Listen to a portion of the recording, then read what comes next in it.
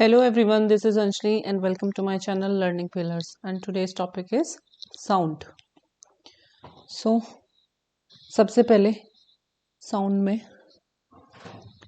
what is sound? Sound is a form of energy and अब sound कैसे generate होती है, कैसे produce होती है? When we make some disturbance in some medium, then sound produced.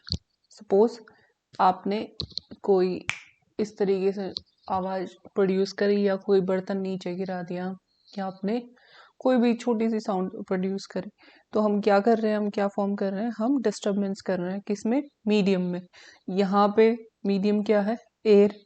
अगर आप पानी में इसी तरीके से हाथ से साउंड प्रोड्यूस करते हो तो वहां पे मीडियम क्या हो जाएगा, वाटर. और अगर आप बर्तन को नीचे गिरा रहे हो तो वहां पे मीडियम क्या हो जाएगा, सॉलिड. लेकिन जो आवाज हम सुन रहे हैं हमारे पास तक आवाज ट्रैवल करके कौन से मीडियम में आ रही है, गैसेस मीडियम में. ठीक है, तो फर्स्ट बात तो ये कि साउंड तीनों मीडियम में ट्रैवल कर सकती है, सॉलिड, लिक्विड एंड गैस, और तीनों ही मीडियम में प्रोड्यूस भी हो सकती है. ठीक है जी. तो सबसे पहला हमारा टॉपिक क्या रहेगा इसमें कि साउंड वेव होती क्या है, कितने टाइप की होती हैं. ठीक है, उसके बाद फिर हम करेंगे रिफ्लेक्शन ऑफ साउंड वेव क्या होता है. तो यहाँ पे सबसे पहले साउंड क्या होती है, it is a form of energy.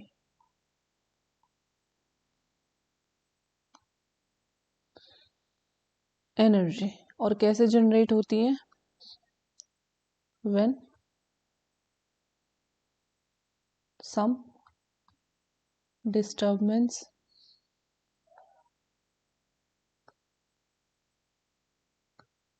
is produced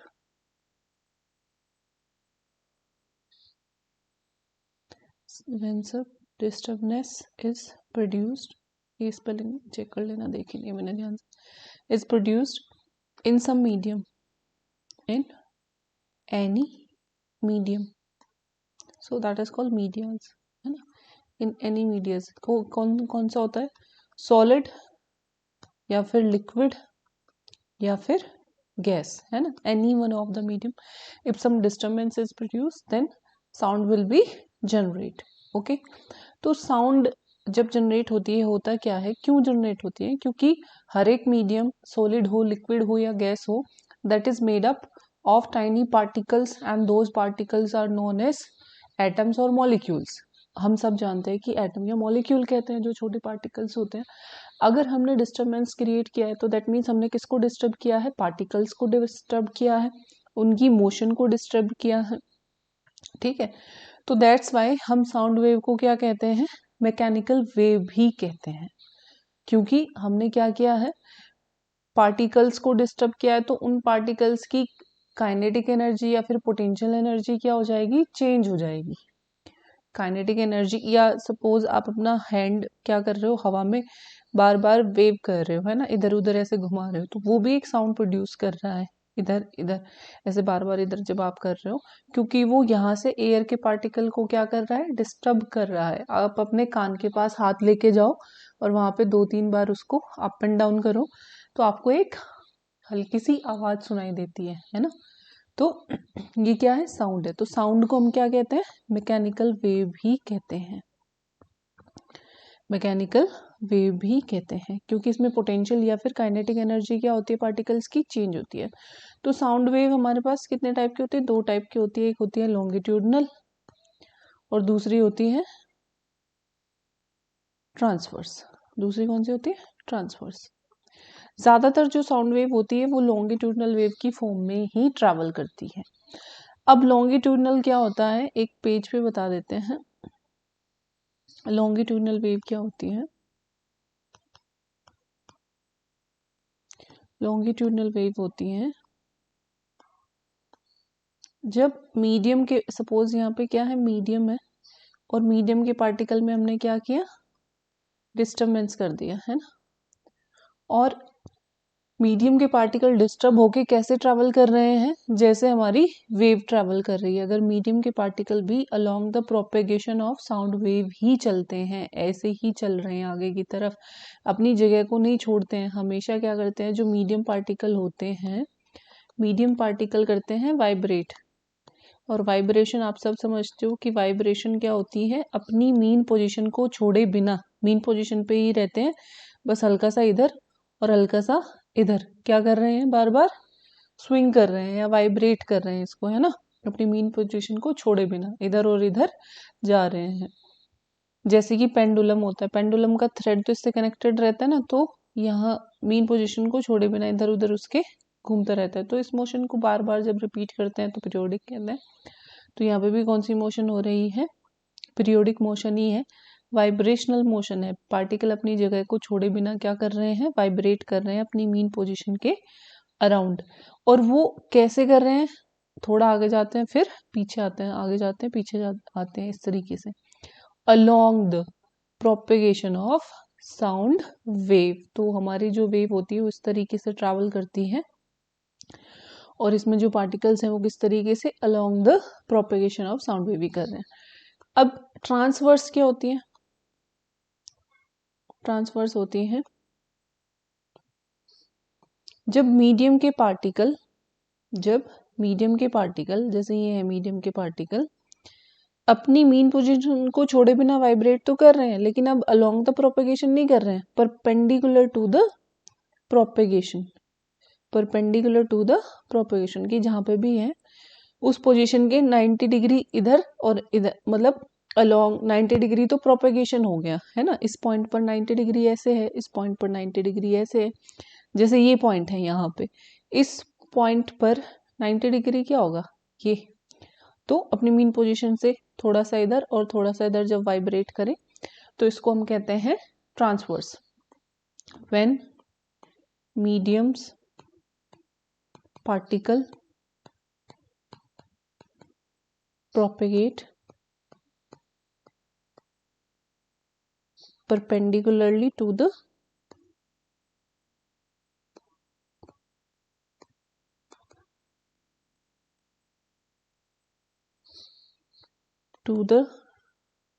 propagation of sound wave।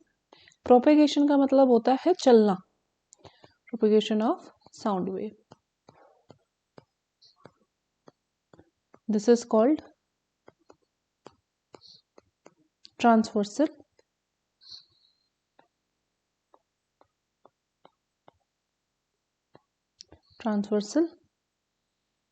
Wave, ये ट्रांसवर्सल साउंड वेव है ना। अब ये जो प्रोड्यूस होती है लॉन्गिट्यूडनल वेव प्रोड्यूस होती है, ये तीनों मीडियम में, in solid, liquid and gas, ये तीनों में होती है। लेकिन ट्रांसवर्स में ऐसा नहीं होता है, ट्रांसवर्स में सॉलिड में होती है, ये ट्रांसवर्स में सॉलिड में होती है, लिक्विड सरफेस पर होती है, लिक्विड में नहीं होती अंदर, लिक्विड सरफेस पर जनरेट होती है, और गैस में नहीं होती, गैस में नहीं होती। यानी कि जो हम, जैसे मैं बोल रही हूँ आप तक जा रहे हैं, तो मीडियम क्या है, आपके आसपास क्या है, एयर है, तो हमारा मीडियम क्या है, हेयरिंग का गैस है, तो ये साउंड कौन सी है, लॉन्गिट्यूडनल साउंड वेव है ना। लेकिन अगर कोई रेलवे ट्रैक है और आपको सायरन सुनना वैसे बंद हो गया है एयर में, लेकिन अगर आप ट्रेल पर कान लगा के सुनो तो उसमें एक आवाज आती है बहुत दूर तक, मतलब वैसे आपको हवा में सुनाई देना बंद हो जाता है, लेकिन आप ट्रैक पर नीचे कान लगा के अगर सुनोगे तो उसमें आवाज आती है। क्या रीजन होता है, रीजन ये होता है क्योंकि सॉलिड में स्पीड ज्यादा होती है और देर तक ठहरती है जो साउंड है, ठीक है। तो सब में स्पीड भी अलग अलग होती है, वो हम आगे करेंगे। तो अब तक हमने सीखा कि साउंड क्या होती है, ये एक एनर्जी की फॉर्म होती है, ये दो टाइप की होती है, मैकेनिकल वेव भी कहते हैं साउंड को, या फिर इसी का दूसरा नाम इलास्टिक वेव भी होता है, मैकेनिकल या इलास्टिक। और इसके टाइप कितने होते हैं, दो, एक लॉन्गिट्यूडनल और एक transversal. Most of the time जो साउंड वेव होती है वो कौन सी फॉर्म में होती है, लॉन्गिट्यूडनल, क्योंकि ज्यादातर हम जो सुनते हैं या बोलते हैं हवा में करते हैं सारे काम, है ना। जब हम लिक्विड में अंदर होंगे, अंडर वाटर अगर हम कुछ बोल रहे हैं तो वहां पे कौन सी साउंड होगी, वो भी लॉन्गिट्यूडनल होगी। लेकिन हाँ, अगर वाटर के सरफेस पर बोल रहे हैं, जैसे आप वाटर के सरफेस पर पत्थर जब मारते हो तो जब वो साउंड निकलती है, दैट इज कॉल्ड साउंड कौन से टाइप की, transversal sound wave, that is called transversal sound wave. ठीक है, लिक्विड सरफेस पर सॉलिड के अंदर जो वेव होती है sound wave, that is transversal. अब रिफ्लेक्शन कैसे होता है, जैसे टकरा के वापस आती है, लाइट भी टकरा के वापस आती है, ऐसे ही साउंड भी टकरा के क्या आती है, वापस आती है। ठीक है, तो साउंड भी टकरा के क्या आती है, वापस आती है, और उसको हम क्या कहते हैं, reflection of sound wave. So आप बोलोगे hearing of sound after bouncing back या after striking a surface is known as reflection of sound wave, reflection of sound wave. और अगर जो दीवार है सामने वाली, या जो भी ऑब्स्ट्रगल है सामने वाला, सपोज हम बोल रहे हैं या आप बोल रहे हो, तो अगर मेरे रूम की जो दीवार होती, दोनों दीवारों के बीच की डिस्टेंस कितनी होती, 17.2 मीटर होती कम से कम, तो यहाँ पे क्या क्रिएट होता है, गूंज सुनाई देती है ना, आवाज क्या होती, गूंजती, that is called echo, that is called echo. तो अगर दो दीवारों के बीच में कम से कम, या सोर्स ऑफ साउंड और जहां पे टकरा रहा है वो मीडियम, इन दोनों के बीच की डिस्टेंस कितनी है, एटलीस्ट 17.2 मीटर, या लगभग आप 17 मीटर कह सकते हो, इतनी अगर होती है तो हमें एक परफेक्ट एको सुनाई देती है। ठीक है, रिवर्बरेशन क्या होता है, रिवर्बरेशन होता है एको ही जब बार बार सुनाई दे रहे हैं। अब बहुत सारी दीवारें हैं, या जैसे कुछ इस तरीके की बिल्डिंग बनाई है, ऊपर उसमें सीलिंग में भी कुछ डिजाइन बना दिए, दीवारों पर भी डिजाइन बना दिए, उभरे हुए जैसे कुछ डिजाइन बना देते हैं, और काफी बड़ी बिल्डिंग है, यानी कि दीवारों के और सीलिंग के, छत की जो ऊंचाई है काफी ज्यादा है, दोनों दीवारों के बीच की डिस्टेंस, अपोजिट जो वॉल्स हैं उनके बीच की डिस्टेंस है ना, कितनी है, 17.2 मीटर या उससे ज्यादा है, या लगभग 17 मीटर के आसपास है, 16.5-17 मीटर। तो वहां पे हमें बार बार, एक बार आपने बोला कोई साउंड, सपोज आपने किसी का नाम लिया और आपको बार बार वही सुनाई देता है, तो that is called reverberation, that is persistence of sound. Persistence का मतलब होता है रुकना, ठहरना।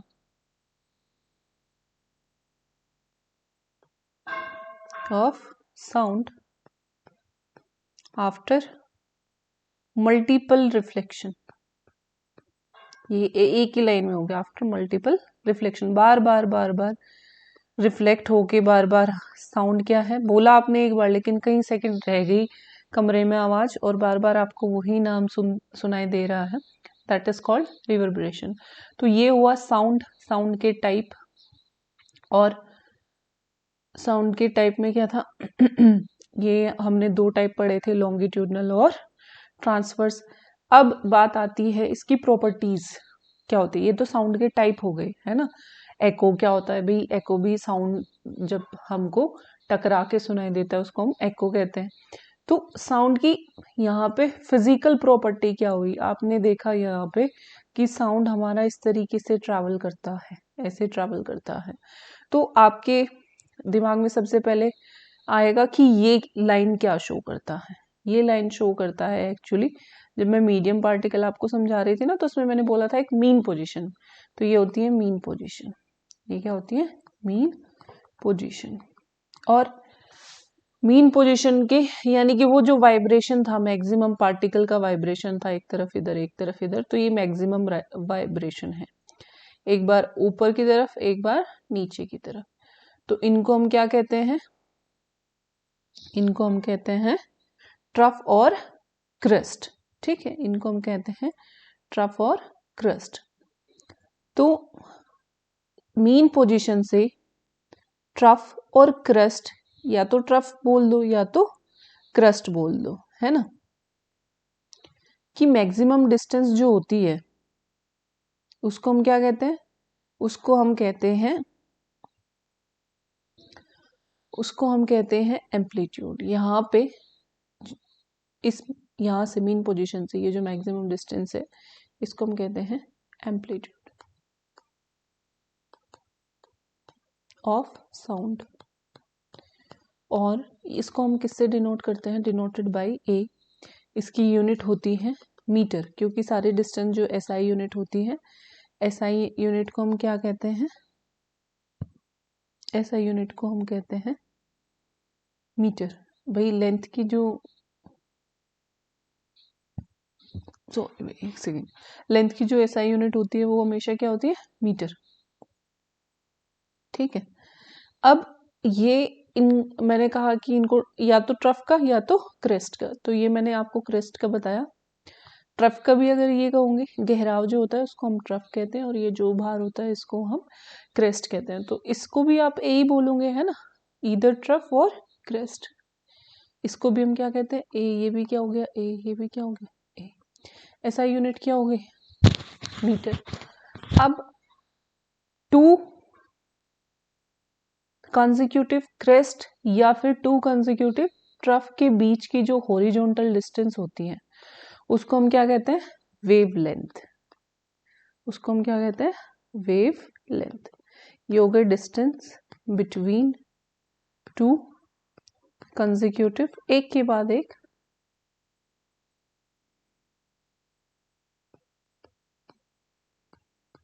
ट्रफ और क्रस्ट। इसकी एसआई यूनिट क्या होती है? इसकी एसआई यूनिट भी मीटर होती है। डिनोट किससे करते हैं? डिनोट करते हैं हम इसको लैम्डा से। ठीक है, इसको डिनोट हम स्मॉल ए से करते हैं। और क्या रह गया? ये हो गया एम्पलीट्यूड, हो गया। एक हो गया फ्रीक्वेंसी। फ्रीक्वेंसी तो A number of cycle in 1 second. एक चक्कर कितना होता है? पूरा जो एक साइकिल होता है वो होता है हमारा ये एक साइकिल, है ना। एक सेकंड में जितने कर रहा है उसको हम क्या बोलेंगे? फ्रीक्वेंसी। डिनोट किससे करते हैं? एफ से। यूनिट होती है 1/सेकंड, या फिर इसको क्या कहते हैं? हर्ट्ज भी कहते हैं, क्योंकि हर्ट्ज ने ही निकाली थी, तो इसको हम हर्ट्ज भी कहते हैं। 1/सेकंड को हम क्या कहते हैं? हर्ट्ज भी कहते हैं। एफ से डिनोट करते हैं। फिर आ गया एक टाइम पीरियड। ये होता है time taken to complete 1 cycle. एक चक्कर पूरा करने में, एक क्रेस्ट और ट्रफ को ट्रैवल करने में साउंड जितना टाइम लेती है, that is called time period. इसको डिनोट करते हैं कैपिटल टी से, और यूनिट होती है इसकी सेकंड। ठीक है। आप यहाँ से ये भी कह सकते हो कि F is equal to 1/T, है ना। और क्योंकि यहाँ पे फ्रीक्वेंसी क्या हुई, एक सेकंड में जितना साइकिल कंप्लीट किए, एक सेकंड में जितने साइकिल कंप्लीट किए, दैट इज कॉल्ड फ्रीक्वेंसी। तो वहां पे यूनिट क्या थी? 1/सेकंड। इसकी यूनिट क्या है? सेकंड। तो दोनों एक दूसरे के क्या हो गए? रेसिप्रोकल।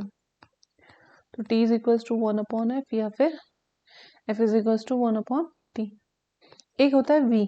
V होता है डिस्टेंस अपॉन टाइम।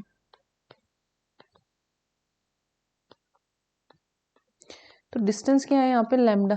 दोनों ट्रफ कंसेक्यूटिव क्रेस्ट या फिर ट्रफ के बीच की horizontal distance is called lambda. Upon time क्या है यहाँ पे? T। तो V can be written as 1/T। आएगा नहीं एक, लेकिन न्यूमेरिकल आएंगे तो हमें पता होना चाहिए। प्रूव करने के लिए तो नहीं पूछेंगे इस बार, हट गया है प्रूव करने के लिए सर सिलेबस से हमारे। तो V is equal to F lambda. ठीक है, तो ये सारी चीजें हुई हमारी। ठीक है। साउंड, साउंड के type, longitudinal and transversal, then type of sound, reflection, echo, reverberation, elastic mechanical wave सब समझा दिया मैंने कि लॉन्गिट्यूडनल, क्योंकि इन्हें इलास्टिक क्यों कहते हैं या मैकेनिकल क्यों कहते हैं, because sound need medium to travel, sound need medium to travel. तो जिसको मीडियम की ज़रूरत होती है उसको हम क्या कहते हैं, उसको हम हमेशा कहते हैं मैकेनिकल। ठीक है भाई, तो ये सब आपका हो गया। अब जो एको हुई है, एको के क्या यूज हैं, है ना, जैसे लॉन्गिट्यूडनल वेव हो गई। अब आपसे ये पूछा जाएगा कि जो लॉन्गिट्यूडनल वेव, साउंड वेव कौन से टाइप की होती है, तो साउंड वेव लॉन्गिट्यूडनल होती है मोस्ट ऑफ द टाइम। कोई केस जिसमें साउंड वेव ट्रांसवर्सल वेव की तरह चलती हो, तो solid, medium and at the surface of the liquid. कम से कम कितनी होनी चाहिए, 17.2 मीटर डिस्टेंस होनी चाहिए दो दीवारों के बीच की। और जो हियरिंग टाइम है इसका, हियरिंग टाइम 0.1 सेकेंड होता है, कम से कम 0.1 सेकेंड होता है। रीजन क्यों, क्योंकि अभी आपको आगे चल के साउंड की स्पीड पता चलेगी। तो साउंड की स्पीड होती है 332 से लेके 340 स्पीड होती है इसकी। ये सारी चीजें हैं जो साउंड के बारे में हमें पता होनी चाहिए, 332 टू 340। तो नहीं देंगे तो हम इनमें से कोई भी वैल्यू ले लेंगे। कंडीशन क्या है, एको आसानी से सुनने के लिए 17.2 मीटर डिस्टेंस होनी चाहिए, या फिर अगर 17 मीटर भी होगी तो भी हमें सुनाई दे जाएगी एग्जैक्ट जो आती है। क्योंकि मैंने आपको बोला है कि 332 से लेके 340 तक होती है साउंड की स्पीड, तो उसकी वजह से इसकी वैल्यू भी, डिस्टेंस की वैल्यू भी क्या करती है, वेरी करती है। ठीक है, जो रिफ्लेक्टर होता है, जो दीवार होती है जिससे टकरा के आ रही है, तो उसमें उसका साइज ठीक ठाक होना चाहिए, एटलीस्ट इतना तो लार्ज इनफ होना चाहिए कि उससे साउंड टकरा के हमको अच्छे से, मतलब जो रिफ्लेक्शन हो रहा है वो अच्छे से हो जाए। अगर बस इतनी सी दीवार है तो यहाँ से क्या टकराएगा वो, है ना, छोटी सी दीवार है भाई, ऊपर तक छत तक कम से कम 8-9 फीट की होनी चाहिए।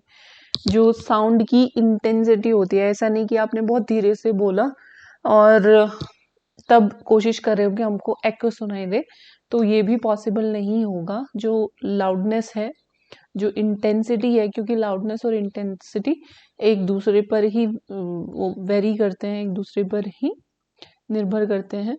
तो इंटेंसिटी सफिशिएंट होनी चाहिए टू हेयर एको।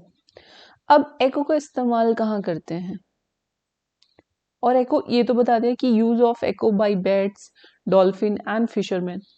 बैट्स क्योंकि इनको दिखाई नहीं देता, बैट्स को दिखाई नहीं देता, या डॉल्फिन्स वगैरह, ये क्या करती हैं, इनके रास्ते में कुछ रुकावट आ रही है या इनको हंट करना है, बैट्स को हंट करना है, इंसेक्ट वगैरह खाने हैं, तो ये कैसे डिसाइड करता है कि कहाँ होगा, तो ये एको से ये अल्ट्रासाउंड प्रोड्यूस करते हैं।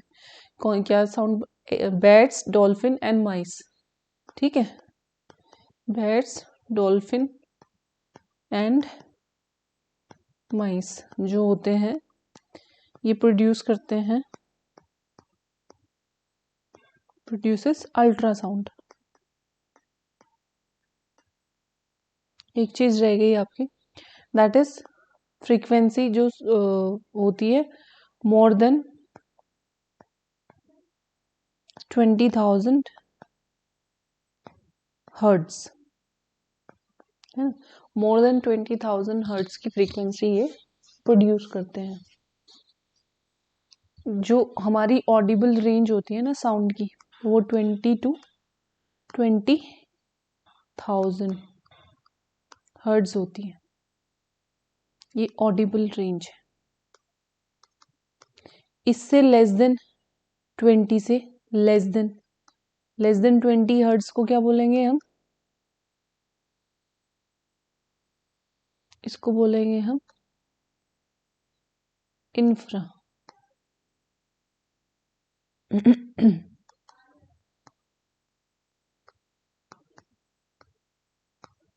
20 हर्ट्ज जो फ्रीक्वेंसी होगी साउंड की, उसको बोलेंगे इंफ्रा साउंड।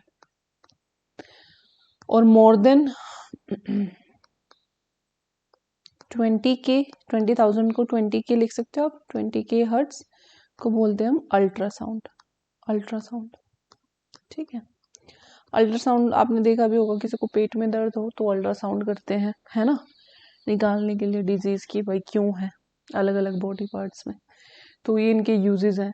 अब यहाँ पे बताया कि अल्ट्रासाउंड का यूज जानवर भी करते हैं, बैट्स, डॉल्फिन, फिशरमैन फिशेस को पकड़ने के लिए, है ना, और डॉल्फिन्स और बैट्स अब किसी रुकावट से बचने के लिए, इनके रास्ते में कुछ आ गया है उस टक्कर से बचने के लिए इस्तेमाल करते हैं, इंसेक्ट्स को खाने के लिए इस्तेमाल करते हैं, अपने हंट को ढूंढने के लिए इस्तेमाल करते हैं बैट्स।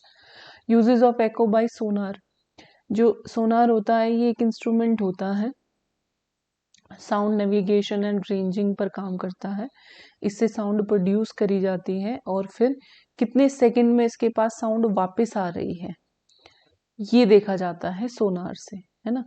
तो जो सबमरीन होती है वो भी अपनी एनिमी कंट्री की साउंड, उसकी सबमरीन की लोकेशन को पहचानने के लिए, यानी कि अंडर वाटर ज्यादातर इस्तेमाल किया जाता है। ये सोनार एक अच्छा सिस्टम है जिससे हम किसी अंडर वाटर ऑब्जेक्ट की डिस्टेंस निकाल सकते हैं, सी की गहराई निकाल सकते हैं कि भाई यहाँ पे, या किसी नदी की, इन सब चीजों की गहराई निकाल सकते हैं कि कितने सेकंड में। अब अच्छा ये एक जगह से नहीं होता कि सपोज यहाँ पे आपने ऊपर से सोनार से ये नीचे रेज भेजी और 10-20 सेकंड बाद वापस आ गई, तो कितनी गहराई होगी भाई। टाइम पता है हमको यहाँ पे, स्पीड पता है हमको यहाँ पे, है ना, स्पीड भी पता है तो डिस्टेंस निकाल सकते हो फॉर्मूला अप्लाई करके, speed is equal to distance upon time.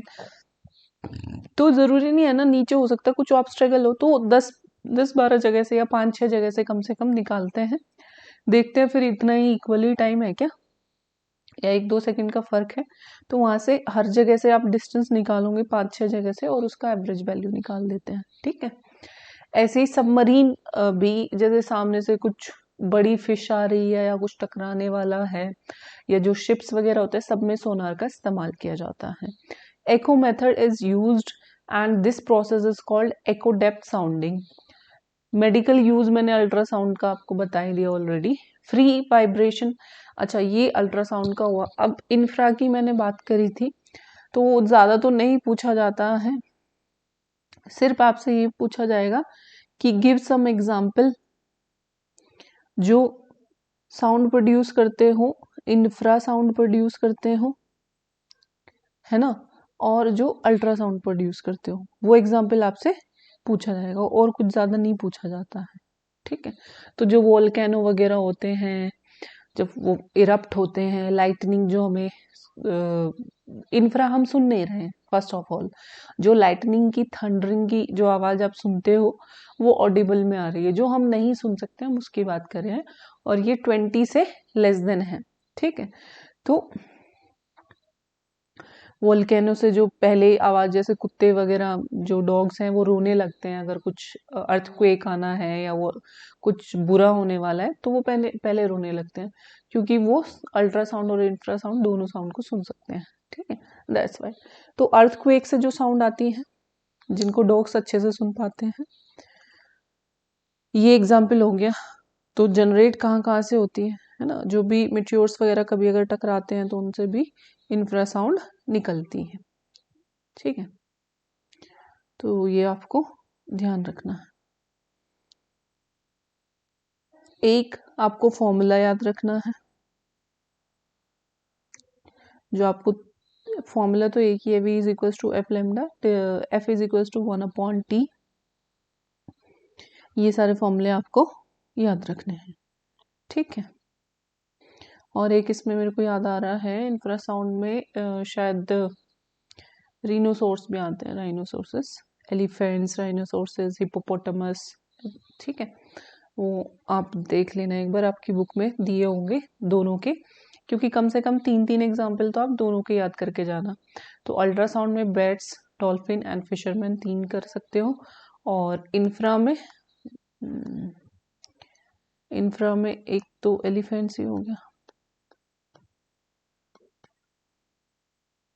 ये सुन सकते हैं इंफ्रासाउंड को। दूसरा एक मैंने राइनोसोरस बताए थे, राइनोसोरस एंड राइनोसोरस के बाद में एक हिप्पोपोटामस, एक ये कर लेना, ठीक है।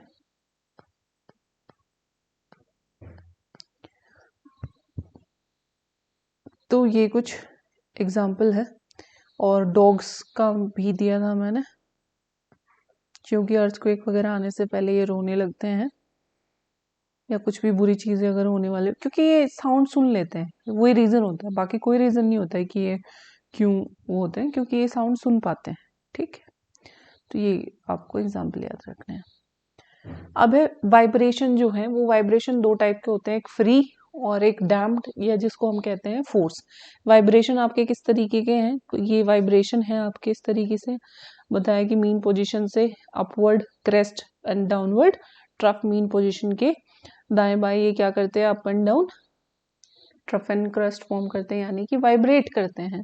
तो अगर बाहर की तरफ कोई भी हम फोर्स नहीं लगा रहे हैं, फोर्स नहीं लगा रहे हैं, जैसे आप बोलते हो तो आपने देखा होगा बच्चे जब खेलते हैं ना, तो बुक को रोल करके और उसका माइक सा बना के उसके अंदर बोलते हैं, या आप अपने हाथ का भी अगर कुछ बोलो बना के उसके अंदर आवाज करोगे, जैसे लाइक अभी मैं कर रही हूँ, तो वो थोड़ा सा चेंज हो जाती है, तो उसको हम बोलेंगे डैम्प्ड। फोर्स्ड, आपने उसके वाइब्रेशन को या तो बढ़ा दिया या तो घटा दिया, है ना, जब रुकावट आ जाती है। फ्री नेचुरली जब हो रहा है। Periodic vibration of a body of constant amplitude in the absence of any external force, ठीक है। तो यहाँ पे कोई भी एक्सटर्नल फोर्स जब प्रेजेंट नहीं है, जब वाइब्रेशन हो रहा है, then it is called free vibration, है ना। तो सिंपल जो भी हम, जैसे हम अभी बोल रहे हैं, तो ये भी फ्री वाइब्रेशन हो गया, या फिर आपने किसी फोर्क को से एक हल्का सा वाइब्रेशन दिया, उससे जब साउंड प्रोड्यूस हो रही, that is also free vibration, है ना। तो ये सब क्या हो गए, फ्री वाइब्रेशन हो गए। लेकिन डैम्प्ड क्या होता है, अच्छा जैसे हम मैंने अभी बोला कि जब हम नॉर्मली बोल रहे हैं, तो एक टाइम के बाद में आपने देखा होगा कि साउंड सुनना खत्म हो जाता है। क्यों? क्योंकि भाई बाहर जो है एयर पार्टिकल है ना, तो जो आसपास के एयर पार्टिकल हो गए उन पार्टिकल के कांटेक्ट में है, तो वहां पे धीरे धीरे धीरे धीरे नेचुरली जो होते हैं, नेचुरली धीरे धीरे कम हो जाती है उनकी एम्पलीट्यूड, और एक टाइम के बाद में साउंड क्या हो जाती है, बिल्कुल सुनना बंद हो जाती है, यूं करके जैसे यहाँ पे दिया है। तो ये कौन सा वाइब्रेशन है, ये हो जाता है जब डिक्रीजिंग एम्पलीट्यूड है और किसी रेजिस्टिव फोर्स की प्रेजेंस में है, किसी रेजिस्टिव फोर्स की प्रेजेंस में है, यानी कि एयर पार्टिकल ही थे, क्योंकि एयर रेजिस्टेंस तो है वहां पे, है ना। तो यहाँ पे दे दिया in air execute damped vibration. लेकिन अगर यहाँ पे कुछ भी ना हो, एयर पार्टिकल ना हो, तो उसको हम क्या कहेंगे, उसको हम कहेंगे फ्री वाइब्रेशन, ठीक है। तो ये पॉसिबल नहीं है, आइडियली ये पॉसिबल नहीं है, क्योंकि वैक्यूम में तो साउंड प्रोड्यूस ही नहीं होगी, because sound needs medium to travel. तो आई इन प्रैक्टिकल ये होता है हमेशा, जो साउंड वेव की फॉर्मेशन होगी एम्पलीट्यूड्स की, तो हमेशा ऐसे होती है, क्योंकि धीरे धीरे वो क्या हो जाता है, खत्म होता जाता है। तो दिस इज डैम्प्ड वाइब्रेशन, है ना, डैम्प्ड वाइब्रेशन। फोर्स्ड होता है जब आपने जबरदस्ती कुछ करा हो, यानी कि जब हम बच्चों के खेलने की बात कर रहे थे, तो उन्होंने बुक को रोल किया और उसके अंदर जो होलो सिलेंडर बन गया, उसके अंदर आवाज बोल रहे, तो उनकी आवाज चेंज हो जाती है ना, उसका लाउडनेस, उसका पिच सब चेंज हो जाता है, तो that is called force vibration. The vibration of, और आप इस फोर्स वाइब्रेशन से उसके एम्पलीट्यूड को घटा बढ़ा सकते हो या कांस्टेंट रख सकते हो, है ना। वो हमारे हाथ में है कि हम उस साउंड को डाई करना चाह रहे हैं, मारना चाह रहे हैं, क्योंकि एक टाइम के बाद तो हमें साउंड सुनाई नहीं देगी, जब हमने कुछ बोल दिया तो हमेशा तो वो रहता नहीं है। एक्चुअली होता क्या है, रहती तो है वो, लेकिन हम हेयर नहीं कर पाते, हम हेयर नहीं कर पाते। क्यों? क्योंकि एम्पलीट्यूड्स उसके बिल्कुल जीरो एकदम मीन पोजीशन पे जब चले जाएंगे, तब कोई भी नहीं सुन पाएगा उसको। तो धीरे धीरे धीरे धीरे कम होते जा रही हैं, यानी कि उसकी फ्रीक्वेंसी उतनी है, एक सेकंड में फ्रीक्वेंसी ऐसी की ऐसी है, लेकिन उसकी एम्पलीट्यूड चेंज होती जा रही है। एम्पलीट्यूड चेंज होती जा रही है, तो हम उसको सुन नहीं पाएंगे, ठीक है। तो ये रीजन होता है। क्योंकि एम्पलीट्यूड भी एक बड़ा फैक्टर प्ले करता है हमारी साउंड की लाउडनेस में, ठीक है। The vibration of a body which take place under the influence of external periodic force, बार बार हमें ये फोर्स लगाना पड़ रहा है क्योंकि बार बार लगाएंगे तभी उसके जो साइकिल है या फिर आप बोलोगे ट्रफ एंड क्रस्ट है वो कांस्टेंट रह पाएंगी, या फिर आप उनको घटा के कुछ करना चाहते हो या आप उनको बढ़ा रहे हो, हाई पिच कर रहे हो, है ना, जो भी हम चेंज करना चाहते हैं, are called the force vibration. For example when stem when the stem of vibrating, ये इस तरीके से stem of vibrating tuning force is pressed on the top of a table.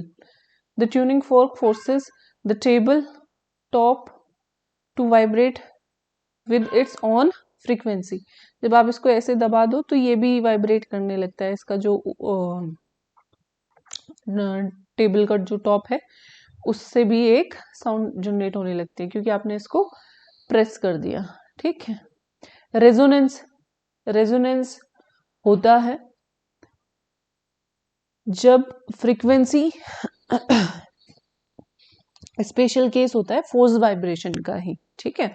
This is a special case of forced vibration.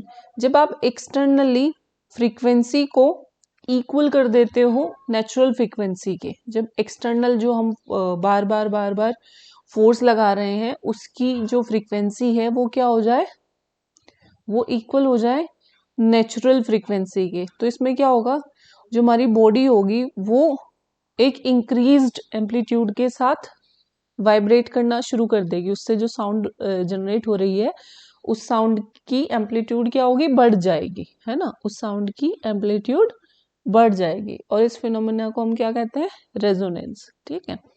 तो resonant या resonant vibration या resonance होता क्या है, हम इसमें जो नेचुरल एम्पलीट्यूड होते हैं उसको जस्ट डबल कर देते हैं क्योंकि हमारा जो एक्सटर्नल फोर्स होता है वो उतने ही एम्पलीट्यूड का लगाते हैं। तो सपोज ए नेचुरल एम्पलीट्यूड था और ए ही हमने बढ़ा दिया तो 2A से वाइब्रेट करना शुरू करेगा, तो यहाँ पे उसकी लाउडनेस वगैरह सारी चीजें डबल हो जाएंगी, ठीक है। तो कंडीशन क्या होगी रेजोनेंस के लिए, when the natural frequency of sound wave is equals to the frequency of the external applied force, external applied force, ठीक है। तो रेजोनेंस जैसे पेंडुलम होता है, तो पेंडुलम ऐसे यूं करके आपका फिर कम हो जाता है, तो हमें बार बार इसमें क्या करना पड़ता है, फोर्स अप्लाई करना पड़ता है ना, ताकि ये यहीं पे यहाँ तक बार बार जाता रहे, तो हमें इक्वल फ्रीक्वेंसी का यहाँ पे फोर्स लगाना पड़ेगा। Machine part, resonance in stretched wire and sound box, musical जो सिस्टम होते हैं उनमें बहुत यूज करते हैं। Tuning fork, bridge, resonance in radio and TV receiver. अच्छा, ये ब्रिज का क्या सीन है, यहाँ पे आपने देखा होगा जो ब्रिज होता है उस पर मार्च पास्ट होना मना होता है, जो आर्मी वगैरह होती है उस पर वो मार्च पास्ट नहीं कर सकती। रीजन क्या होता है, क्योंकि वो एक साथ, आपने देखा होगा जब भी वो मार्च पास्ट करते हैं आर्मी वाले लोग, तो क्या करते हैं, उनके जो कदम होते हैं बिल्कुल एक साथ नीचे रखे जाते हैं, एक साथ ऊपर, है ना, और एक ही गैप होता है ना।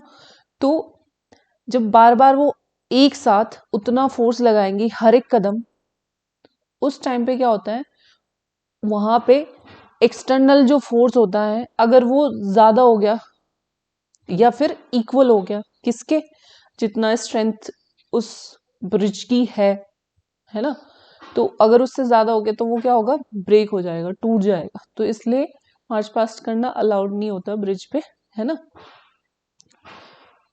तो अब आ गई क्वालिटी, जैसे कभी कभी क्या होता है, अगर हमारे पास दो म्यूजिक हमारे पास इंस्ट्रूमेंट है, दो म्यूजिक इंस्ट्रूमेंट है, ठीक है,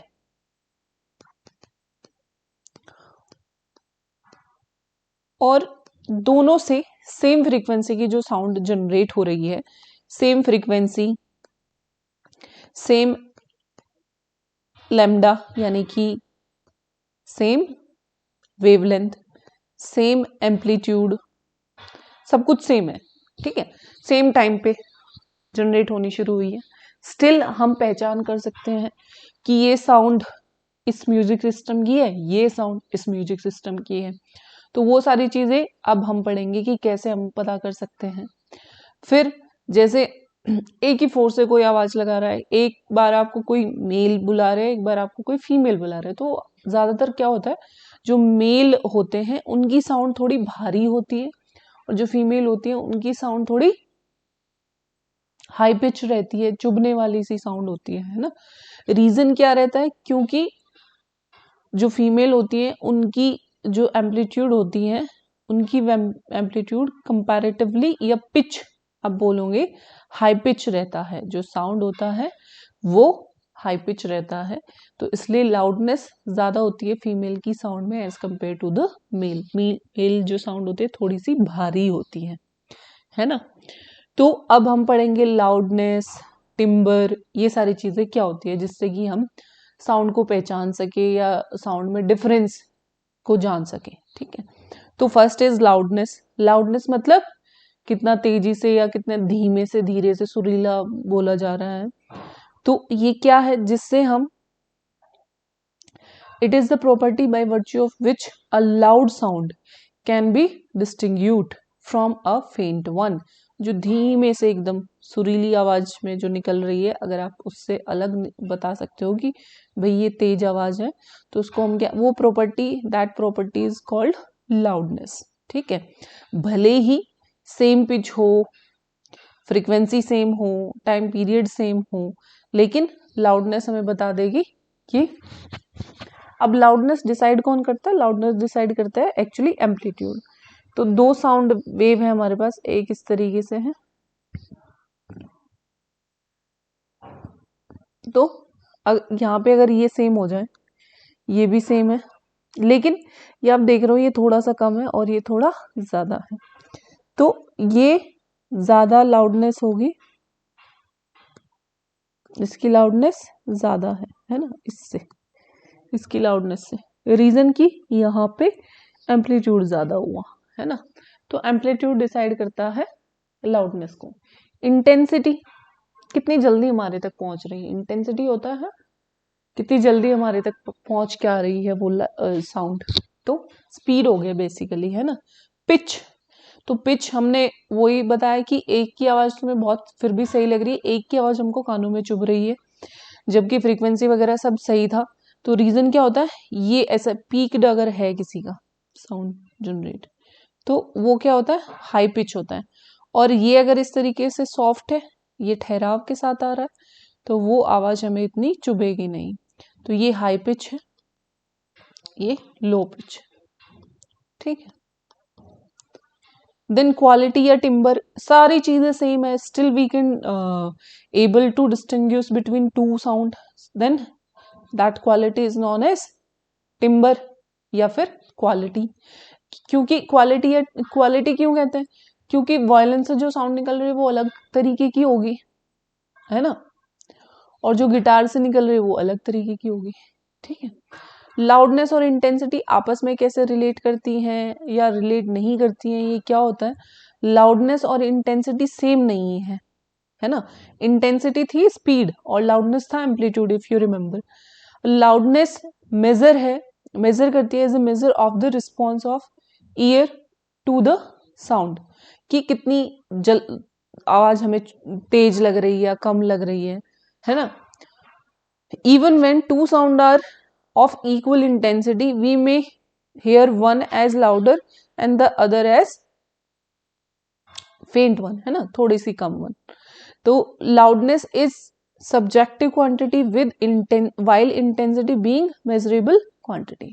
तो इसको हम मेजर नहीं कर सकते, लाउडनेस को मेजर नहीं कर सकते, वाइल हम इंटेंसिटी को मेजर कर सकते हैं, क्योंकि इंटेंसिटी में एक रूल होता है, अभी तो नहीं है आपके उसमें, intensity is directly proportional to A square, loudness नहीं होती है, सिर्फ हम एक आइडिया लगा सकते हैं कि भाई यहाँ इसका ज्यादा है एम्पलीट्यूड तो ज्यादा लाउड होगी, हाँ, लेकिन इंटेंसिटी में और इसमें एक डायरेक्ट रिलेशन होता है, और इंटेंसिटी में और लाउडनेस में ये रिलेशन भी होता है, ठीक है। यहाँ पे एल है, दोनों ही एम्पलीट्यूड पर डिपेंड करती हैं, as I have told you कि लाउडनेस किसकी ज्यादा होगी, जिसका एम्पलीट्यूड ज्यादा होगा, इंटेंसिटी भी उसी की ज्यादा होती है जिसकी एम्पलीट्यूड ज्यादा होता है, जिसकी स्पीड भी ज्यादा होती है। तो इसमें दोनों चीजें आ जाती हैं।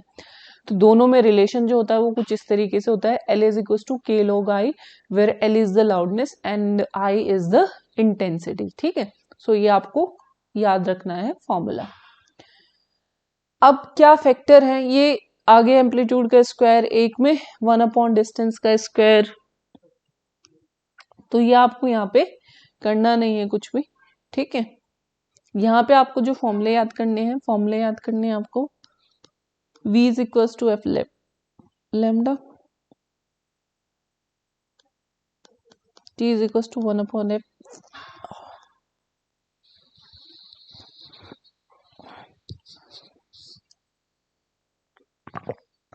L is equal to K log I, ये हम पीछे पढ़ के आए हैं formula.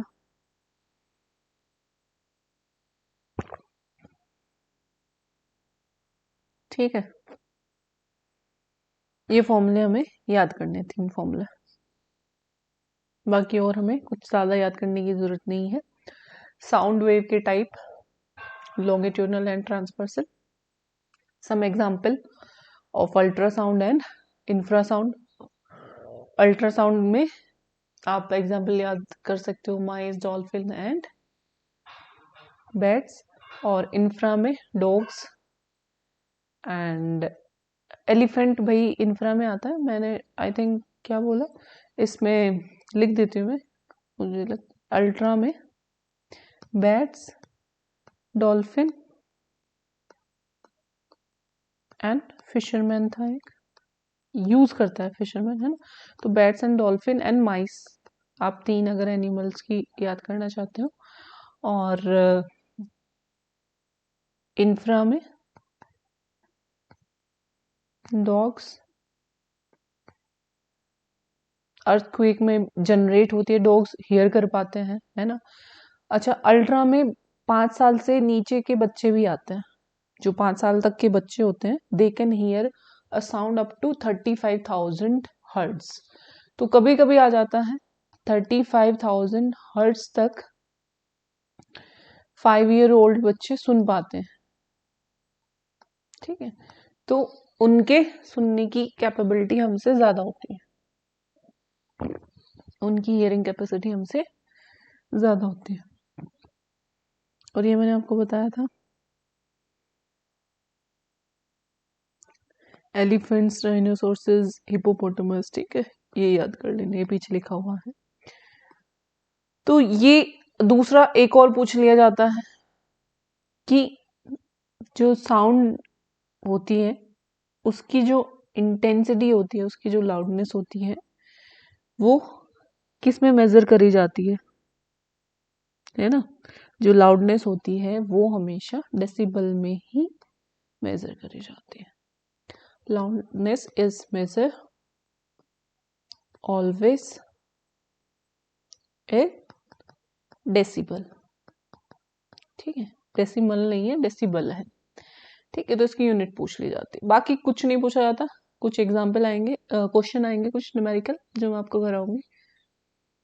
Factor affecting the quality of musical sound, उसका वेव फॉर्म कैसा है, किस तरीके का है, क्या इस तरीके का है या फिर यूं है पास पास। ठीक है, तो वेव फॉर्म कैसा है, क्योंकि वेव फॉर्म डिसाइड करेगा उसका पिच, लाउडनेस, टिम्बर, सब कुछ वेव फॉर्म ही करता है। तो सबसे मेन तो हो गया वेव फॉर्म। और दूसरा, quality of musical sound depends on the number of subsidiary notes and their relative amplitudes present along the principal note। तो ये वो है, जब हम बार बार इंस्ट्रूमेंट को बजाते हैं ना, तो फर्स्ट नोट सेकंड नोट के बीच में कितना टाइम है, एम्पलीट्यूड, एक आप जोर से बजा रहे हो, एक धुन जब आप रिदम आप एक क्रिएट करते हो, तो ये वो है subsidiary note and there relative amplitude. ठीक है, तो यही तो डिसाइड करती है। आप सपोज बांसुरी बजा रहे हो, तो उससे आप अलग अलग सॉन्ग्स की रिदम, उनकी धुन निकाल सकते हो या नहीं निकाल सकते हो। तो वो कौन क्या डिसाइड करता है, क्योंकि अलग अलग गाने के लिए नंबर ऑफ सब्सिटरी नोट्स जो बार बार आप बजा रहे हो उससे, और पहली जो प्राइम निकाली थी उनके बीच में क्या गैप है, क्या एम्पलीट्यूड है, कभी आप बहुत धीमे से करते हो जनरेट, कभी आप बहुत लाउडली जनरेट करते हो, तो ये डिसाइड करता है हमारा subsidiary note and primary note या रिलेटिव नोट के बीच का डिफरेंस। ठीक है, कितने टाइम में हम कर रहे हैं। तो अब आ जाते हैं हम अपने क्वेश्चन पर, तो टाइम वेस्ट ना करते हुए क्वेश्चन रीड करते हैं जरा। पहला क्वेश्चन है हमारा, a man standing 25 metre away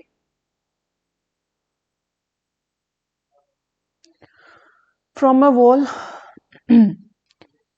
produces a sound and receive the reflected sound. ठीक है, तो दैट मीन्स यहाँ पे ये कौन सा क्वेश्चन है, एको का क्वेश्चन हो गया। 25 मीटर है तो मोर देन 17 है, अच्छे से हमको एको सुनाई देगी।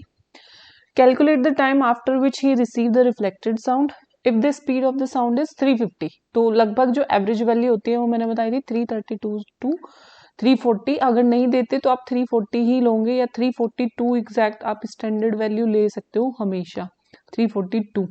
ठीक है, कभी कभी जब बहुत कम होती है 332 से नीचे कभी भी नहीं होती है। ठीक है, तो जहां पे वो देंगे वहां पे हम अपनी तरफ से स्पीड ऑफ साउंड कंसीडर नहीं करेंगे। ठीक है, ये याद रखना है आप लोगों को। तो यहाँ पे स्पीड कितनी है, 350 मीटर पर सेकंड, है ना।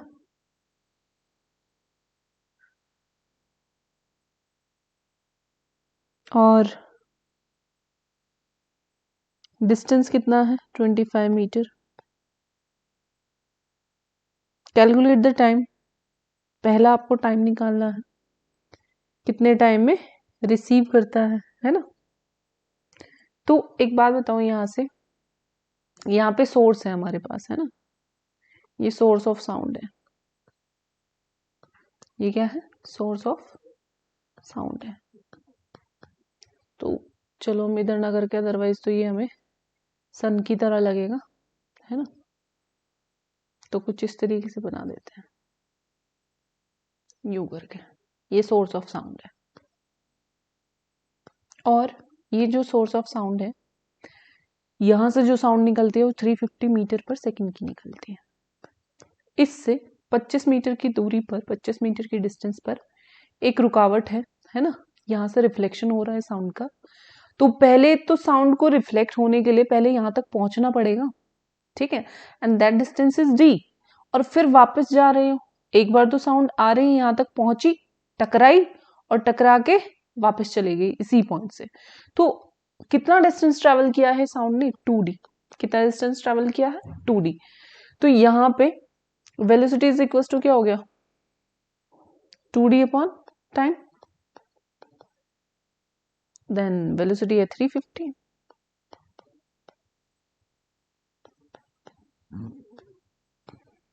upon time. So you can find time, 50, 25 to the 50 upon 350, cancel, 5 7 the 1 upon 7 second, है ना।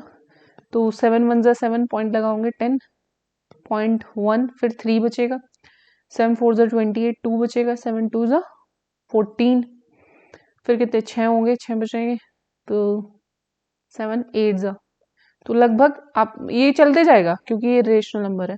तो 0.143 सेकेंड अप्रोक्सीमेटली निकाल लेते हैं वहां पे 3 पॉइंट तक। ठीक है, तो first part is done. Now second part में हमें क्या करना है, will the man be able to hear distinct echo, explain the answer. बिल्कुल, पहली बात तो 25 मीटर डिस्टेंस है तो हमें सुनाई देगी, लेकिन हम डिस्टेंस से नहीं करेंगे।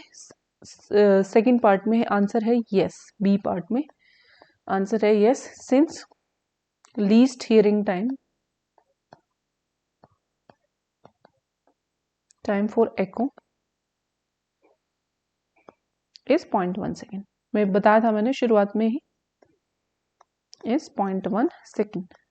तो ये 0.1 से ज्यादा है, so he is able to hear the echo. ठीक है जी, नेक्स्ट क्वेश्चन। नेक्स्ट क्वेश्चन क्या है, A pendulum has a frequency of 5 vibration per second. That means F is equals to 5 hertz. An observer start the pendulum and fires the gun simultaneously. तो उसने साथ ही gun भी चलाई है. He hears an echo from the clip after 8 vibration of the pendulum. तो echo का time आ गया after 8 vibration. ठीक है. 5 वाइब्रेशन के लिए 1 सेकेंड है, तो पहले आप टाइम निकाल लीजिए. Time for echo is equals to after 8 vibration. तो यहाँ पे आपको घुमा के दे दिया है ना. आप बोलोगे time for 5 vibration is equals to 1 second. 1 vibration के लिए टाइम क्या हो जाएगा 1/5 सेकेंड. 8 वाइब्रेशन के लिए टाइम क्या हो जाएगा 8 into 1/5 seconds. So 5 1s are 5, 5 6s are 30, 1.6 second. So basically we have the time here that is 1/1.6 second.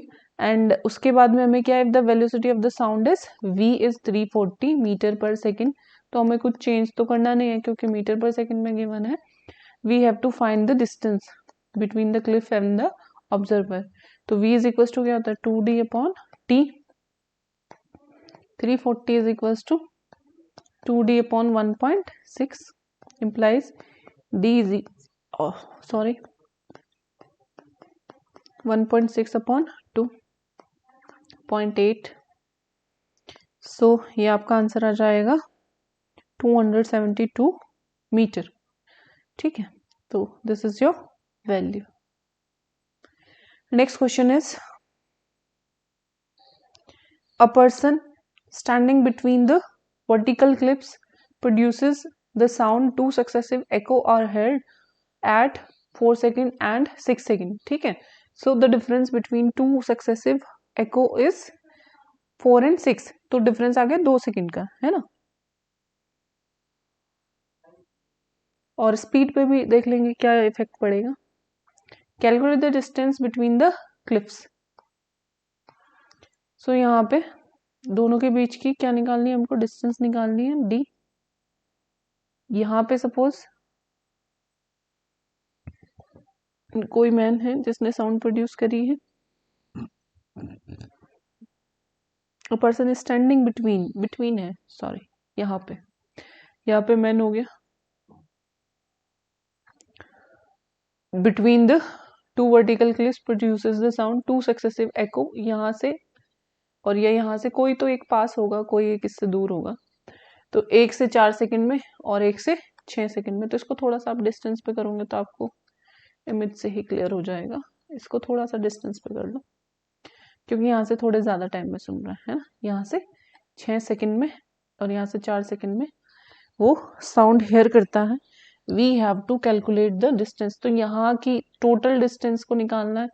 इसको d1 एज्यूम कर लो और इसको d2 एज्यूम कर लो. तो d इज इक्वल टू हो जाएगा d1 प्लस d2. और ये हमें पता है साउंड की स्पीड देखो यहाँ पे कितनी दी है 320. तो कहीं पे ज़्यादा देंगे आपको, कहीं पे कम देंगे. 332 से कम आपको नहीं देते हैं जनरली. तो यहाँ पे कुछ ज़्यादा ही कम स्पीड की साउंड है. बहुत ही सॉफ्टली बोल रहा है स्टिल, है ना. बहुत ज़्यादा तो नहीं, अगर बहुत ज़्यादा सॉफ्टली बोलेगा तो सुनाई नहीं देगा. लेकिन हाँ नॉर्मल जो स्पीड होती है उससे थोड़ी कम है. ठीक है जी.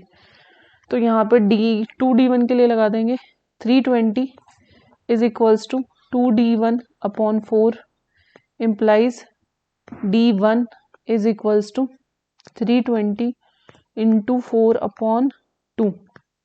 so 2 ये आ गया आपके पास 640 मीटर. एंड दूसरे के लिए आ जाएगा 320 इज इक्वल्स टू 2d2/t. कितना है यहाँ पे 6 सेकेंड.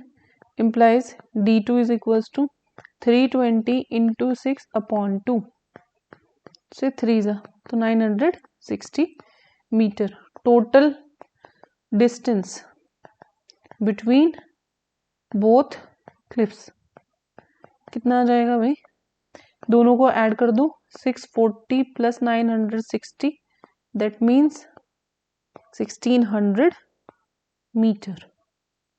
नेक्स्ट क्वेश्चन, और आई थिंक ये लास्ट क्वेश्चन है।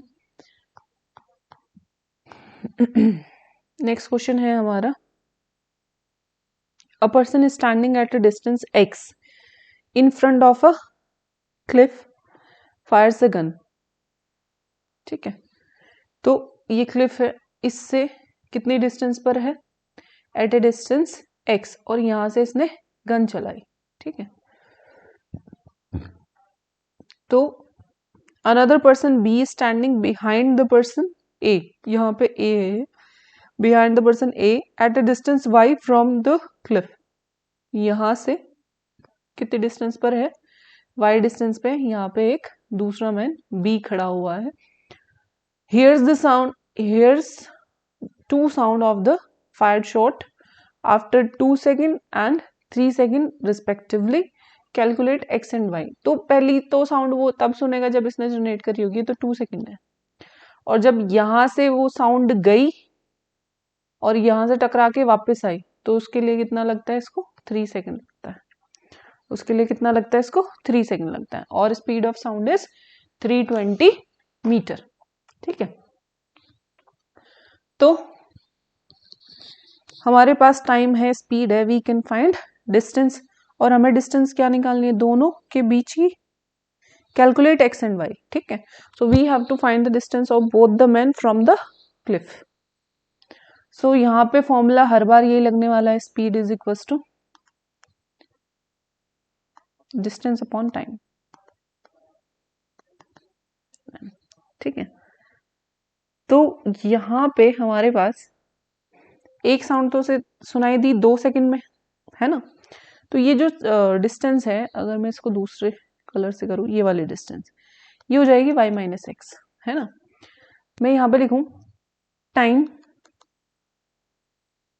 For sound to travel y minus X distance is 2 second. हाँ या ना, बिकॉज पहली साउंड तो उसको कितने सेकंड में सुनाई दे रही है, 2 सेकंड में, और यहाँ पे कोई रिफ्लेक्शन नहीं था साउंड में, यहाँ पे तो उसको पहले जब उसने शूट किया होगा, गन को फायर किया होगा, तभी सुनाई दे गई ना, तो वो कितने सेकंड में सुनाई दी थी, 2 में। दूसरा उसको एको के बाद सुनाई दे रहा है, इसी बंदे की बात कर रहे हैं, इसके लिए कोई बात नहीं कर रहे कि इसको एको कब सुनाई दे रहा है। ठीक है, another person be standing behind man A at a distance y from the cliff hears 2 sound. So who hears 2 sound? B hears 2 sound. One after 2 second and second is after 3 second. तो यहाँ पे हो जाएगा speed कितनी है, 320 is equals to y minus x upon 2. So basically y minus x is equals to 640, equation number 1. दूसरे के लिए क्या हो जाएगा, 320 is equals to y upon 3 implies y is equals to 960 metre. ठीक है, so y is equals to, यहाँ पे कितना हो गया, ये कितने डिस्टेंस पे था, 960। अब यहाँ पे ये डिस्टेंस देखनी जरूरी है कि ये टोटल कितनी थी आपके पास, 3 सेकंड।